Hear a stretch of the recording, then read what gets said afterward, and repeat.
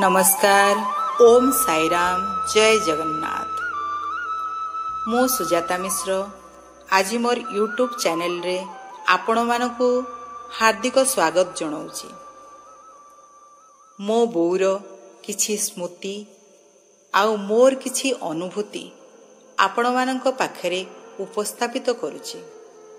शीर्षकटी हेला बो तू बहुत मने पड़ू। बो तू कौन सतरे लीन होईगलु? सतरे कौन तो शरीर पंचभूतरे मिशीगला? एबे भी तो कथा भाबिले लागे सबु मिछ। बो शब्दटी आम पाई केते जे मधुर से कथा तू काहू जानिबु। बाप छेउंड तो आगरू होई जाइथिलु किंतु भाबी नथिलु तू भी आमको एते शीघ्र छाड़ी आरपुरकू चली जिवु। आजी आम भाई भौणी तीन जनकू आशीर्वाद करिबा पई आउ पाखकू कोळेई नहीं आउंसी देबा पई केही भी नाहंती। जीवनर प्रत्येकटी मुहूर्तरे तू मने पड़ू। तोर से ठो ठो होई हसिबा तागिद करिबा बोधे बंचिथिला पर्यंत मोर मने रहिबो।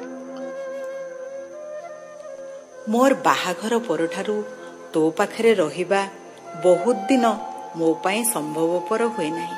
कारण मो भाग्यरे एते जे जंजाल मु सबुबेले तते मना करि दिए। तू सबुबेले कहू मु एबे बंचिछि आसुनु मु मले कण तू आउ आसीबु। किंतु एमिति गोटिए समय आसी पहुंचिला मु तो पाखरे रहिबा अति जरूरी होई पड़िला। मु असुस्थ होई पड़िली। तोर आउ ननांकर सहारा रे मु रहिली। मु सिना तुम मानंकर सेवा करिबा कथा किंतु तुमे दुई जण मोर सेवा कल। याठू बड़ी दुखर विषय आउ कौन थाई पारे। तू सिना अंटा पाई कष्ट पाउथिलु मु किंतु तुम दुई जनकर अंटा आहुरी दुर्बल करि देइथिली। तो पुओ तो आखिर तारा।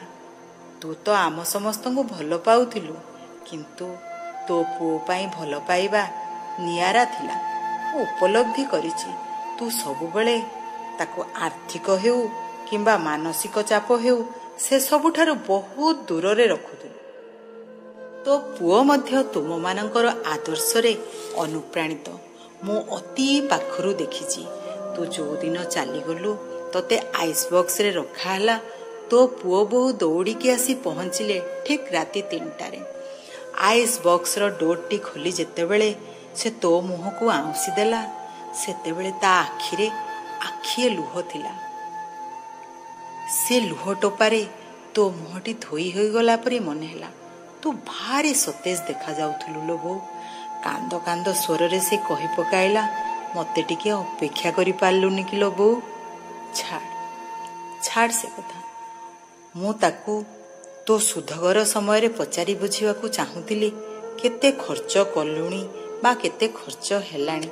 से मते प्रति उत्तर रे कहितला कौन जानू मो बो पाई मु कौन खर्च करुची बा कौन करिबी तार हिसाब मु रखिबाकू चाहेनी कि मु रखु नाही मध्य। ठीक सेही प्रश्न ननांकर सुधगर समय रे मध्य मु पचारिथिली। से एका उत्तर पाइथिली। से दिन गर्वरे मो छाती फुली उठिथिला। नना बो जे पुओ जन्म करिथिली ये सेही पुओ। सतरे बो तू बहुत मने पड़ू। तो सान झियो बापा माँ दुई जण मिसी तार ना देइथिलो कुआ। सकाळ पाहिले तुम दुई जनकर भल मंद बुझिबारे से माहिर। सान होई जन्म होइथिला। सबुबेले तुमे माने ताकू कुह अनवांटेड चाइल्ड किंतु से तुम मानकर छाई होई रहिथिला। ननांकर कोण तोर कोण सेवा करिबारे से कौनसी कसर छाड़ी नथिला। से जेते दूर रे थिले भी तुम मानकर अति असुविधा समय रे पाखर ही ताकू तुमे माने पाओ। एटा तुमर भाग्य ना तार भाग्य मु जानिनी। प्रत्येकटी जिनिस को तर्जमा करी तू केमिति सुरक्षित होई रहिबु से बहुत चिंता करे आ प्रैक्टिकल रे मध्य करे। तोर भूल गुडी को देखी उत्तम मध्यम मध्य गाली दे। बोलो तू भूल गुडी को जेते लुचाइबा को चेष्टा कले मध्य ता पाखरे धरा पड़ो। से स्वप्न रे देखी कहितला ବୋଉ ଚାଲିଯିବାର ସ୍ୱପ୍ନ ମୁଁ ଦେଖିଛି। ମନ ଦୁଃଖ କରି ତୋ ନ ଯିବା ଆଗରୁ କାନ୍ଦୁଥିଲା। ତୁ ଯେ ସତରେ ଚାଲିଯିବୁ ସେ କ'ଣ ଭାବି ପାରିଥିଲା ନା ବିଶ୍ୱାସ ମଧ୍ୟ କରିଥିଲା? ସାନ ତ ଥିଲା, ତୋର ଗୋଡ଼ପୋଛା ମଧ୍ୟ ଥିଲା, ତେଣୁ ତୁ ଚାଲିଯିବା ତା ପାଇଁ ଅବିଶ୍ୱସନୀୟ ଥିଲା। ସତରେ ସମସ୍ତଙ୍କୁ ବଡ଼ ଆଘାତ ଦେଇ ଚାଲିଗଲୁ ଲୋ ବୋଉ। ତୋ ବୋହୂ ଜୋଇଁମାନେ ତତେ ବହୁତ ଭଲ ପାଉଥିଲେ। ସେମାନଙ୍କୁ ମଧ୍ୟ ତୁ ଭଲ ପାଇବାରେ କୌଣସି କସର ଛାଡ଼ି ନଥିଲୁ। ତୋର ନାତି ନାତୁଣୀମାନଙ୍କୁ ତୁ ଯେତିକି ଭଲ ପାଉଥିଲୁ ତାର ପ୍ରତିବଦଳରେ ସେମାନେ ମଧ୍ୟ ତତେ ସେତେ ଭଲ ପାଉଥିଲେ। ତୋର ଭଲ ପାଇବାର ଗୋଟିଏ ଦୃଷ୍ଟାନ୍ତ ହେଲା ତୁ ତୋ ଠାକୁରଙ୍କ ପାଖରେ ମହାମୃତ୍ୟୁଞ୍ଜୟ ମନ୍ତ୍ର ପାଠ କରୁ। ମୁଁ ଜାଣିଛି ସମସ୍ତଙ୍କ ପାଇଁ 11 ଥର ତ ନିଶ୍ଚୟ। ତା ଭିତରେ ସାମିଲ ତୋର 2 ଝିଅ, ବୋହୂ ଆଉ 6 ନାତି ନାତୁଣୀ, ଆଉ ପୁଅ ଜୋଇଁମାନଙ୍କ ପାଇଁ ସ୍ପେଶିଆଲ 21 ଥର ପ୍ରାୟ। ପୂଜା କରିବାଟା ଦିନ 12 ବାଜୁ ନନାଙ୍କଠୁ ଗାଳି ଖା, ଚାହା ଥରକୁ ଥର ପିଇ 152 ଥର ମହାମୃତ୍ୟୁଞ୍ଜୟ ମନ୍ତ୍ର ପଢ଼ିବା ଥୟ। ଆଉ ତା ସହିତ ଅନେକ ମନ୍ତ୍ର ପଢ଼ୁ। ତୋର ଯେଉଁ ବିଶାଳ ସାମ୍ରାଜ୍ୟଟିକୁ ତୁ ଗଢ଼ିଥିଲୁ ସେମାନଙ୍କ ପାଇଁ ତୋର ଆପଣାର ଠାକୁରଙ୍କ ପାଖରେ ଆଶୀର୍ବାଦ ଭିକ୍ଷା କରୁଥିଲୁ। ତୁ ମନ୍ଦିର ଯାଇପାରୁନଥିଲୁ, ଏଇଟା ତ ସତ। ତୋର ଅଣ୍ଟା ତୋତେ ସାଙ୍ଗ ବି ଦେଉନଥିଲା। କିନ୍ତୁ ମହାଦେବ ମନ୍ଦିରରେ ନଡ଼ିଆ ଭାଙ୍ଗିବା ଆଉ ସମସ୍ତଙ୍କ ନାଁରେ ପାଣି ଢାଳିବା ଏଇଟା ମିଛ ନୁହେଁ। ସେ ବ୍ରାହ୍ମଣମାନେ ମଧ୍ୟ ଆମମାନଙ୍କର ନାଁ ମୁଖସ୍ଥ କଣ୍ଠସ୍ଥ କରିଦେଇଥିଲେ। ଆଉ ଆମ ଘର ପାଖ ସନ୍ତୋଷୀ ମା ଆମ ନଡ଼ିଆ ଗଛର ନଡ଼ିଆ ଖାଇ ଶୁକ୍ରବାରକୁ ଶୁକ୍ରବାର ଥୋବରା। ଆଧୁନିକତାରେ ବଞ୍ଚିବା ତୋର ବହୁତ ସଉକ ଥିଲା। ନିପଟ ମଫସଲ ଗାଁରେ ଜନ୍ମ। ଯେଉଁ ଗାଁକୁ ଗାଡ଼ି ଯିବା ଦେଖିନଥିଲୁ। ଶଗଡ଼ ଗାଡ଼ିରେ ଆମେ ପିଲାଦିନେ କ'ଣ ବହୁତ ବଡ଼ ହେଲା ପର୍ଯ୍ୟନ୍ତ ବି ଯାଇଛୁ। ପାଠ ତ ତୁ ବେଶୀ ପଢ଼ିନଥିଲୁ ସତ। ବହୁତ ଶୀଘ୍ର ମଧ୍ୟ ତୋର ବିବାହ ହୋଇଯାଇଥିଲା। ପ୍ରତ୍ୟେକ ଲୋକଙ୍କ ପଛରେ ଜଣେ ନା ଜଣେ ଥାଆନ୍ତି ଆଗକୁ ଟାଣିବା ପାଇଁ। ଠିକ୍ ସେହିପରି ତୋ କ୍ଷେତ୍ରରେ ମଧ୍ୟ ହୋଇଥିଲା। ନନା ତତେ କେମିତି ଯୁଗ ଉପଯୋଗୀ କରିବେ ସେଥିପାଇଁ ତୋ ପଛରେ ଲାଗିଥାନ୍ତି। ନନାଙ୍କର ପ୍ରେରଣା ପାଇ ତୁ ଆମମାନଙ୍କୁ ଆଗକୁ ନେବାରେ ସହାୟକ। ନାତି ନାତୁଣୀମାନେ ଆଶ୍ଚର୍ଯ୍ୟ ହୁଅନ୍ତି, ଆରେ ଜେଜେମା, ଆରେ ଆଈ, ଇଏ କ'ଣ ୱିଜଡମ୍, ରିଡର ଡାଇଜେଷ୍ଟ, ସଣ୍ଡେ ଇତ୍ୟାଦି ବହିଗୁଡ଼ିକୁ ଅନର୍ଗଳ ପଢ଼ି ଦେଉଛନ୍ତି। ମୁଁ ବୋଧେ ମୋବାଇଲ ଚଲାଇବାରେ ଅସମର୍ଥ, କିନ୍ତୁ ତୋର ମୋବାଇଲ ଚଲାଇବାରେ ପାରଙ୍ଗମତା ଯଥେଷ୍ଟ ଥିଲା। ନନା କୁହନ୍ତି ପ୍ରତ୍ୟେକ କଥାରେ ତୋ ବୋଉ ଅଳ୍ପକେ IAS ହୋଇପାରିଲା ନାହିଁ, ନହେଲେ ତା ପାଖରେ ସବୁ ପ୍ରଶ୍ନର ଜବାବ ଅଛି। ତୁ ଗଣିତରେ ମାଷ୍ଟର ଥିଲୁ, ମୁହେଁ ମୁହେଁ ହିସାବ କରି ଦେଉଥିଲୁ। ନନା ହେଲେ ନିଦା ଦାରୁ ବ୍ରହ୍ମ। ଘରକୁ ଯିଏ ବି ଆସୁ ତା ଚର୍ଚ୍ଚା କରିବା, ସେ ଯିବା ପର୍ଯ୍ୟନ୍ତ ଗପ କରିବା ତୋର ହିଁ କାମ ଥିଲା। ଲୋକ ସମ୍ପର୍କ ରଖିବା ଯେ ସେଥିରେ ତୁ ମାହିଲ ଥିଲୁ। ହୋଟେଲ, ରେଷ୍ଟୁରାଣ୍ଟ, ମହୋତ୍ସବକୁ ବୁଲିଯିବା ତୋର ଭାରି ସଉକ ଥିଲା। ଆଉ ରେଷ୍ଟୁରାଣ୍ଟ ଗୁଡ଼ାକରେ ମଡ଼ର୍ଣ୍ଣ ଟେକ୍ନିକରେ ଡୋର୍ ଖୋଲିବା, ହୋଟେଲ ବୟମାନେ କେମିତି ଫୁଡ୍ ସର୍ଭ କରୁଛନ୍ତି ତାକୁ ତନଖି କରି ଦେଖିବା, ଏଇଟା ତୋର ଗୋଟେ କାମ ଥିଲା। ଆଉ ତାକୁ ଆମମାନଙ୍କ ଆଗରେ ବଖାଣିବା। ଖାଇବା ଆଉ ଖୁଆଇବାରେ ପ୍ରବଳ ସଉକ ଥିଲା। ଆଉ ସମସ୍ତଙ୍କୁ ସୁନ୍ଦର କରି ବାଢ଼ିବା ତୋର ଭାରି ଇଚ୍ଛା।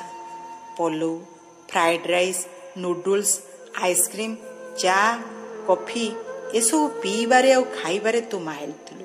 ତୁ ଭାରି ବସ୍ତୁବାଦୀ ଥିଲୁ ଲୋ ବୋଉ। ନୂଆ ନୂଆ ଜିନିଷର ସଉକ ବହୁତ ଥିଲା। ତତେ ସହଜରେ କୌଣସି ଜିନିଷ ପସନ୍ଦ ଆସେନି।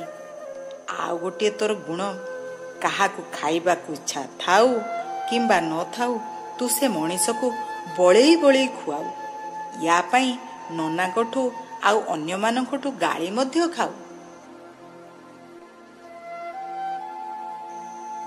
ଖୋର୍ଦ୍ଧାରେ ଏଇ ଛୋଟିଆ ଘର ଖଣ୍ଡିକ ତୁମେମାନେ କରିଥିଲ। ମୋତେ ଘର ଦାୟିତ୍ୱ ଦେଇ ତୁ ଏଇ ଘର ତିଆରି ପାଇଁ ଆସୁ।